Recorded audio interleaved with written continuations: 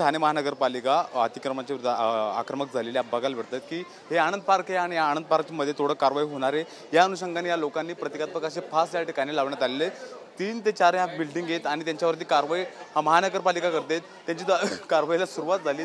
बघू शकतो की ह्या दुकानाचे शटर सुद्धा या ठिकाणी महापालिकेने तोडण्यात आलेले आहेत। त्याचबरोबर आपण बघू शकतो की या बाजूला हे संपूर्ण नागरिक हे रस्त्यावरती आलेत आणि जोपर्यंत आमची कोर्टात केस आहे तोपर्यंत आमच्यावर कुठलीही कारवाई करू नका। मात्र पालिका आयुक्त यांनी सांगितलं की कुठलेही कारण न देता डायरेक्ट थेट कारवाई करा। हे संपूर्ण नागरिक हे या ठिकाणी आल्यावर गरिबावर अत्याचार बंद करा, न्याय द्या। टॅक्स पाणी बिल असताना सरकार कुठली कारवाई करते, का कारवाई करते, आमच्यावरती अन्याय सुरू आहे अशा आशयाचे पोस्टर या ठिकाणी या लोकांनी घेतलेत आणि आमच्या घरी 10वीला आणि 12वीला विद्यार्थी आहेत त्यामुळे आमच्यावर कारवाई करू नका। आमची कोर्टात केस सुरू आहेत, त्या कोर्टाचा निर्णय येऊ द्या, त्यानंतर आमच्यावर कारवाई करा। आमच्या लढा आमच्या हक्कासाठी आमच्यावर अन्याय करू नका असं या लोक म्हणतात। प्रतिकात्मक फास त्या ठिकाणी या बिल्डिंगमध्ये सगळ्या ठिकाणी लावण्यात आलेले आहेत। त्यासोबत बघू शकतो की या ठिकाणी असा भला मोठा पुतळा सुद्धा लावण्यात आला आहे। आमच्या बडीला जबाबदार कोण, आमच्याकडे टॅक्स बिल असताना, लाईट बिल असताना, पाणी बिल असताना आमच्यावर कारवाई ही महापालिका का करते या आणि संपूर्ण प्रकरण हे कोर्टामध्ये चालू आहे आणि कोर्टामध्ये चालू असताना कारवाई का महानगरपालिका का करते।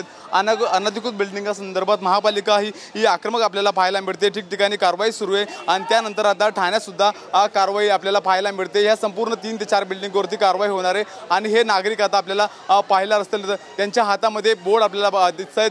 टॅक्स पाणी बिल असताना सरकार कुठे होते यांचं या बोर्डच्या माध्यमातून म्हणणं आहे की आमच्याकडे संपूर्ण बिल्डिंग बांधली गेली आहे, टॅक्स बिल आहेत, पाणी बिल आहेत, त्यामुळे हे संपूर्ण असताना तोपर्यंत महानगरपालिका झोपली होती का असा प्रश्न हे नागरिक या ठिकाणी उपस्थित करतायत आणि आता ही कारवाई काय करतायत ही संपूर्ण प्रक्रिया आहे कोर्टात चालू आहे आणि आताच ती कारवाई करण्यात येते। आपण बघू शकतो की या ठिकाणी बाहेर मोठ्या प्रमाणात पोलीस बंदोबस्त सुद्धा लावण्यात आलेले आहेत आणि या ठिकाणी संपूर्ण लोक हे रस्त्यावरती आलेले आहेत। या दुसऱ्या बाजूला पोलीस दंगल नियंत्रण पथकाची गाडी या ठिकाणी लावण्यात आलेली आहे आणि या संपूर्ण स्टेशन जवळचा परिसर आहे आणि या 3 बिल्डिंगावरती कारवाई होणार आहेत आणि या कारवाईला विरोध करण्यासाठी हे नागरिक रस्त्यावरती आलेले आहेत आणि ह्या लोकांचं म्हणणं आहे की संपूर्ण आमच्याकडे डॉक्युमेंट असताना आणि कोर्टात केस असताना आमच्यावर कुठली कारवाई करू नका। आमच्या घरामध्ये 10वी 12वीचे विद्यार्थी आहेत, परत आजारी नागरिक आहेत। या संदर्भात बोलण्यासाठी सर काय सांगाल, काय नेमकी तुमची भूमिका आहे?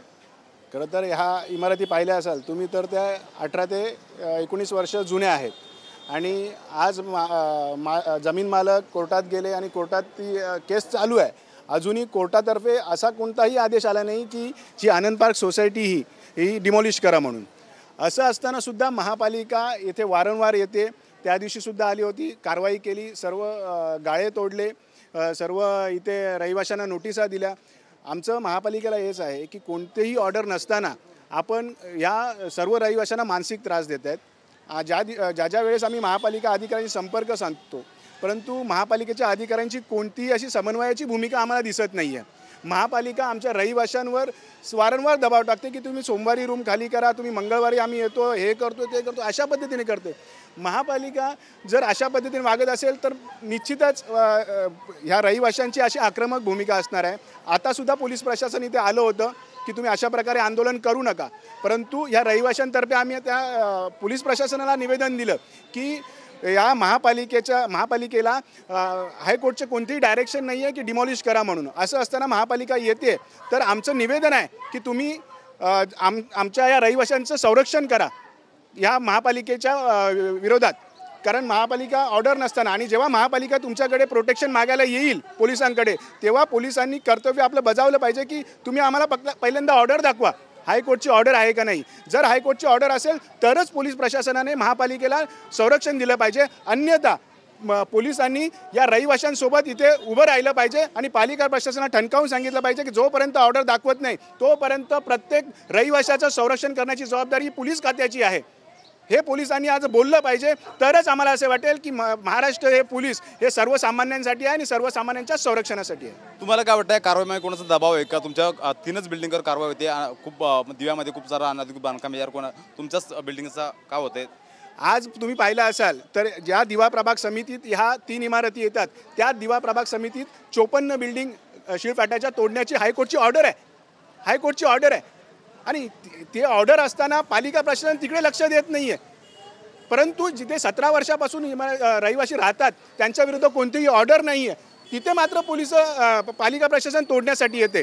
हा दुजाभाव आहे आणि हा दुजाभाव का आहे, काय साठवलोटा आहे हे सांगण्याची आता मला आवश्यकता वाटत नाही, सर्वांना माहिती आहे.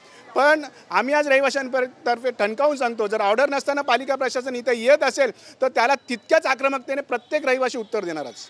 तर नक्कीच जर पालिका प्रशासन आमच्यावर कारवाई करणार तर त्यांना आम्ही त्याच पद्धतीने उत्तर देऊ असं या ठिकाणी सांगतायत. काकी, तुम्ही किती वर्षापासून या ठिकाणी राहत आहेत? 16 वर्ष मला झाली. 2008 पासून मी टॅक्स भरते. लाईट वगैरे सर्व काही आहे नाही. आजच आमचं अनधिकृत कसं काय झालं, ह्याच्या आधी दिसलंच नाही काय. हे कोण म्युन्सिपाल्टीवाले येतात त्यांना काय समजलं ना काही अनधिकृत आहेत म्हणून. आणि आम्ही आता माझं वय 66 वर्ष आहे, माझ्या मिस्टरांचं 73 वर्ष आहे. ह्या वयात आम्ही कुठे जायचं? आम्हाला गावी घर नाही. इथे आमची अशी परिस्थिती आहे की आम्ही डिपॉझिट देऊन रूम घेऊ शकत नाही, कारण आम्हाला 2 टाईम पोटभर मिळतोय हेच बस. मी आता सांगा तुम्ही, आम्ही डिपॉझिट देऊ शकत नाही, अशी माणसं कुठं जाणार? मग त्याचा आमचा विचार काहीतरी करा, आमच्याबरोबर सर्वांचा करा. असं म्हणत नाही की आमचाच विचार करा म्हणून. तुम्हाला काही महापालिकेने तुम्हाला काही नोटीस दिलीत का किंवा कारवाईची तुमच्यावर नोटीस पाठवली? नोटीस आलेली, पण ते नोटीस आली त्याच्यानंतर लगेच 3 दिवसांनी लोक तोडायला आली. असं का लगेच कसं तोडायला ते लोक आले? हां, आणि आम्हाला इथे 17 वर्ष झाली. 17 वर्ष आम्ही इथे राहतोय. आम्हाला कारवाई काहीतरी न्याय पाहिजे इथे. 17 वर्षापासून हे नागरिक या ठिकाणी राहतात, काय सांगाल? आम्ही इथं सध्या तरी 2 वर्ष झाले. आमचं सगळं ॲग्रीमेंट रजिस्टर्ड आहे. लाईट, पाणी बिल, प्रॉपर्टी टॅक्स आहे. क्लस्टरचा नंबर हा कसा पडला इलिगल प्रॉपर्टीवर, ह्याचं उत्तर मला हवं आहे. आणि आमची मुलं लहान आहेत, तिथे कुठे जाणार? इथं बिल्डिंगमध्ये हॉस्पिटल्स आहेत, ऐनवेळी तुम्ही तोडताय, कसं चालेल? सांग, प्रशासनाने ह्याला उत्तर द्यायला पाहिजे. आम्हाला न्याय हवा आहे. आम्ही खाली करणार नाही बिल्डिंग. आम्हाला ठेवा आतमध्ये, आम्हाला ठेवा, दरवाजे लावा आणि बिल्डिंगी पाडा, हाच पर्याय. आम्ही एकही माणूस बाहेर पडणार नाही. सरळ रूम मध्ये तोडा. तुमची पण वाहवाही होईल ना तोडणाऱ्यांची. आम्हाला काय जास्त बोलतायत, आम्ही काय जास्त शिकलेली नाही शब्द वापरायला. माझे मिस्टर पॅरलेस आहेत, माझा मुलगा शिकतोय आणि मी घरकाम करते. काय करणार सांगा तुम्ही? कुठे जाणार आम्ही लोक? आज आमच्याकडे पैसा जास्त असता तर आम्ही बाहेर कुठे पण घेतले असते ना रूम, पण कमी पैशात दिव्यात रूम भेटतात. आणि काय एवढा काय कुठे पडझड अशी काहीच नाही. अशा ह्याच्यावर आम्ही घेतलेलं विश्वासावर. आणि आज तुम्ही 16 वर्षाने, आम्हाला 16 वर्ष झाली. 16 वर्षानंतर म्हणतात नाही हे बिल्डिंग पाडायचे आहेत. तुमच्या घराला टॅक्स बिल आहे का, पाणीपट्टी आहे का? सर्व आहे. टॅक्स मी 2008 पासून टॅक्स भरले आणि माझ्याकडे त्या पावत्या सर्व आहेत. आमचे स्वतःचे मीटर आहेत, आमचे पाण्याचे बिल आहेत, हे सर्व काही आहे. मग हे पेपर कुठे दिले तुम्ही? तिवाडनीच दिले ना आम्हाला. मग तुम्ही त्यावेळेस तुमची पण काहीतरी मिस्टेक आहे. तुम्ही हे ते आम्हाला फसवून आम्हाला दिलेले आहेत ते पेपर. त्या पेपरच्या त्या पेपरच्या आधारावर ना चला ही की काय नाही होणार म्हणून ही आम्ही बिल्डिंगचे मध्ये रूम घेतले. मग त्यावेळी तुम्ही सांगायचं तर हे आम्ही आपल्या असेच करून देते पेपर. त्यावेळी पेपर तुम्ही का दिले स्टॅम्प मारून? सर मेरी एज 18 है, मेरा बर्थ है 2006, मेरा यही जन्म है, मैं यहीं से रह रही हूँ. आज मुझे 18 साल हो गया यहाँ पे.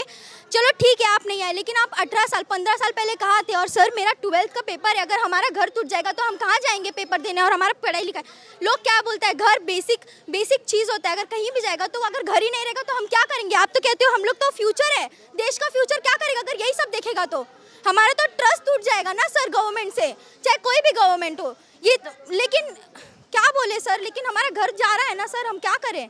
अरे या लोकांकडे टॅक्स बिल आहेत, पावती आहेत आणि ते सगळं असून सुद्धा आमच्यावर कारवाई का करते? तोपर्यंत महानगरपालिका झोपली होती का, असा प्रश्न हे सर्वसामान्य नागरिक या ठिकाणी उपस्थित करतात. आणि तुम्हाला कारवाई करायची तर कारवाई करा, आम्ही आमच्या रूमच्या बाहेर निघणार नाहीत. आणि आमच्यावर सुद्धा म्हणजे आम्ही घरात असताना आमच्या घरावर कारवाई करा असं या लोकांची आक्रमक भूमिका या ठिकाणी घेतलेली आपल्याला पाहायला मिळते. आणि संपूर्ण हे या लोकांनी या बिल्डिंगच्या मध्ये परिसरामध्ये फास लावलेत आणि यांच्यावरती कारवाई होत असताना आम्ही आमचा जीवाचं काही बरं वाईट करू असं सुद्धा या ठिकाणी नागरिक म्हणतात. आणि ही संपूर्ण नागरिक या ठिकाणी आपल्याला आक्रमक झाल्याचं पाहायला मिळते. Camera person योगेशसह Mihira ढाकले, TV9 Marathi, दिवा, ठाणे.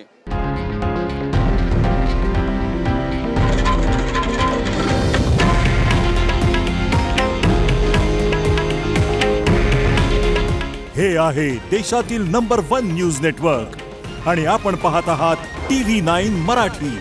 काळजी तुमची, हित महाराष्ट्राचं.